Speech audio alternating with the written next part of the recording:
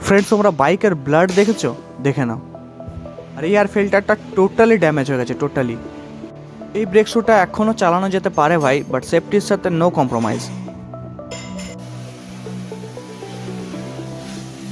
তো ফ্রেন্ডস দেখো, এইমাত্র পৌঁছালাম এই শোরুমের ভেতরে। যাই হোক, 3 নম্বর থেকে 2 নম্বরে লাইন পেলাম। আর অলরেডি আমি ইঞ্জিন অয়েল যেটা ছিল সেটা অলরেডি বাই করে আগেই রেখেছিলাম। মতুলের 71,000 আর 10W30। আর ওয়াই ক্যাস্ট্রল আমি সার্ভো ইউজ করলাম না, ওয়াই মতুল, বাট এটার রিভিউটা আমি পরে দেবো, সার্ভিসিংয়ের পরে দেবো।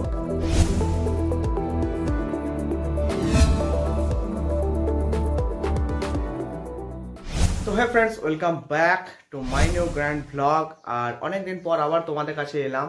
আর এটা আজকের আমার ডেলি ব্লগ ভিডিও। আজকে সানডে 2nd of March। তো ভাবলাম আজকে আমার যে বাইকটা রয়েছে সেটা সার্ভিসিং করাবো, সার্ভিসিংয়ে যাবো। বিকজ অনেক দিন ধরে সার্ভিসিং করাবো ভাবছি, বাট করানো হয়নি। বাট আজ অফ রয়েছে সানডে, তো ভাবলাম বাইক সার্ভিসিং এটা করানো যাক। আর অলরেডি আমি ইঞ্জিন অয়েল যেটা ছিল সেটা অলরেডি বাই করে আগেই রেখেছিলাম। মতুলের 71,000 আর 10W30।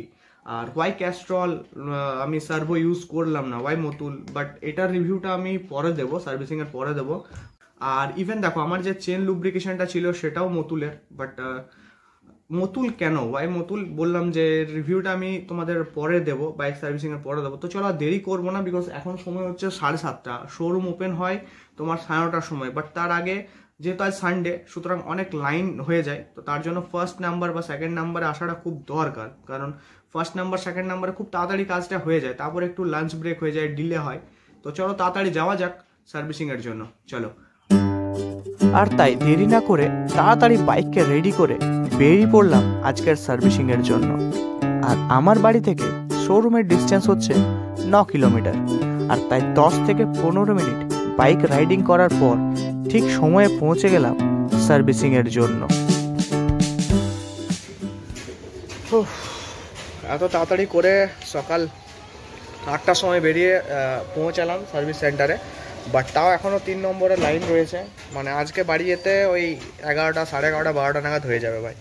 বাট তাও দেখি সেই পরিমাণে কাজ ফাস্ট হয় কি না। মানে আমাদের যে আগের যে গাড়িগুলো রয়েছে তার কী কী সার্ভিসিং রয়েছে সেটার উপর ডিপেন্ড করে কতক্ষণ সময় লাগবে। তো যাই হোক, এখন 3 নম্বরে লাইন পেয়েছি, তো চলো দেখা যাক। ফ্রেন্ডস দেখো, 3 নম্বর থেকে 2 নম্বরে লাইন পেয়েছি।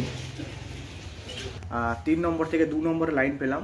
আর এখন কি হয় না, যত দেখো পুরোনো গাড়ি যেগুলো রয়েছে সার্ভিসিংয়ের জন্য এসছে, বা নিউ যে গাড়িগুলো রয়েছে শোরুমে, সেগুলো সব ভেতরে এখন রাখা আছে। সেগুলোকে সব প্রথমে বের করবে, পুরো ক্লিন হবে, তারপর গাড়ির পেপার হবে, রেডি হবে, তারপর সার্ভিসিং, তারপর ওয়াশিংয়ে যাবে। ফার্স্টে ওয়াশিং, তারপর সার্ভিসিং। বাইক সার্ভিসিংয়ের সব থেকে প্রথমে হয় ওয়াশিং। আর এটা হচ্ছে নর্মাল ওয়াশ। তারপরে ফোম দিয়ে বাইকটি ওয়াশ করা হবে। আর তারপর এই বাইকটি সোজা চলে যাবে সার্ভিসিংয়ের জায়গায়, যেখানে এই বাইকটিকে সার্ভিসিং করা হবে।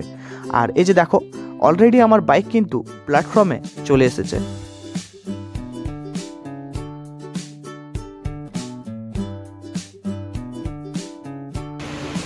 ফ্রেন্ডস দেখো, এই এয়ার ফিল্টারটা টোটালি ড্যামেজ হয়ে গেছে, আর এটাকে চেঞ্জ করতে হবে। আর যেহেতু মোবিল চেঞ্জ করব, তাই সব থেকে প্রথমে ফার্স্ট এখন যে আমার ইউজড মোবিলটা সেটা কিন্তু এখন বাইরে বের করা হচ্ছে। আর তারপর যতক্ষণ সার্ভিসিং হবে ততক্ষণ কিন্তু পুরো মোবিলটা ক্লিন হয়ে যাবে। ফ্রেন্ডস দেখো, এই ব্রেক শুটা এখনও প্রায় তোমার 100 থেকে 200 কিলোমিটার চলবে, বাট সেফটির সাথে কোনো কম্প্রোমাইজ করবো না, এটাও চেঞ্জ করে দেবো। আর এই যে দেখো, হুন্ডার জেনুইন পার্টস থেকে একটা এয়ার ফিল্টার নিলাম। আর যেহেতু মোবিল চেঞ্জ করব, তার জন্য একটা অয়েল ফিল্টারও নিলাম। তো ফ্রেন্ডস দেখো, ফাইনালি এইমাত্র বাড়ি এলাম। আর ফাইনালি গাড়ি সার্ভিসিং কমপ্লিট হলো। গাড়ির মধ্যে oil change, Mobil change, chain lubrication, air filter change, oil filter change, bike polishing, সমস্ত কিছু কমপ্লিট করে এইমাত্র বাড়ি এলাম।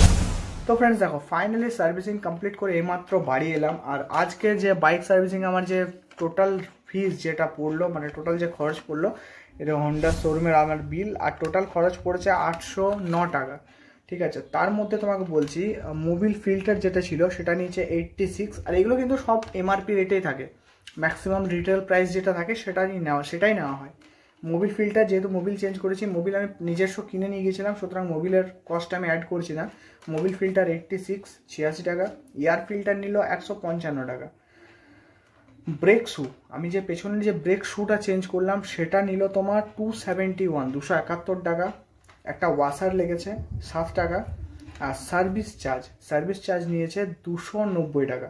সুতরাং সেক্ষেত্রে আমার টোটাল হয়েছে 809 টাকা। এই হচ্ছে আজকে আমার বাইক সার্ভিসিংয়ের চার্জ। আর ফ্রেন্ডস দেখো, আমি তো বাইরে থেকে মোবিল আমি নিজস্ব বাই করে নিয়ে গিয়েছিলাম, তার জন্য মোবিলের কস্টটা আমার সম্পূর্ণ আলাদা। বাট তোমরা যদি মোবিল নিতে চাও আর যদি ফুল সিনথেটিক ইউজ করো সেক্ষেত্রে তোমার মোবিলে পড়বে আরও 750 টাকার মতো। মানে তোমার এদিকে 809 টাকা, ওইদিকে 750 টাকা, মানে ওই 1559 টাকার মতো হচ্ছে এইদিকে। আর প্লাস চেন লুব, আমার চেন লুব্রিকেশন যেটা ছিল সেটাও আমি বাইরে থেকে কিনে আমি নিয়ে গিয়েছিলাম।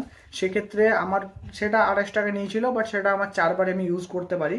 আর যদি তুমি চেন লুব ওইখানে করাও তাহলে তোমার 90 টাকার মতো নেবে, মানে ওই 1650 টাকার মতো তোমার সার্ভিসিংয়ের আজকে আমার খরচা হলো টোটাল। যাই হোক, এটা ছিল আজ আমার বাইক সার্ভিসিং, একটা শর্ট ডেলি লাইফের ভ্লগ। তো এরপরে আমরা বাইক ট্যুরে বেরোবো, তার জন্য সার্ভিসিং। তো সেই সব ভিডিওগুলো দেখতে হলে চ্যানেলটিকে অবশ্যই সাবস্ক্রাইব করে রাখো। তো চল আজ পর্যন্ত এতটাই, দেখা হচ্ছে নেক্সট কোনো জায়গায়, নেক্সট কোনো ভিডিও।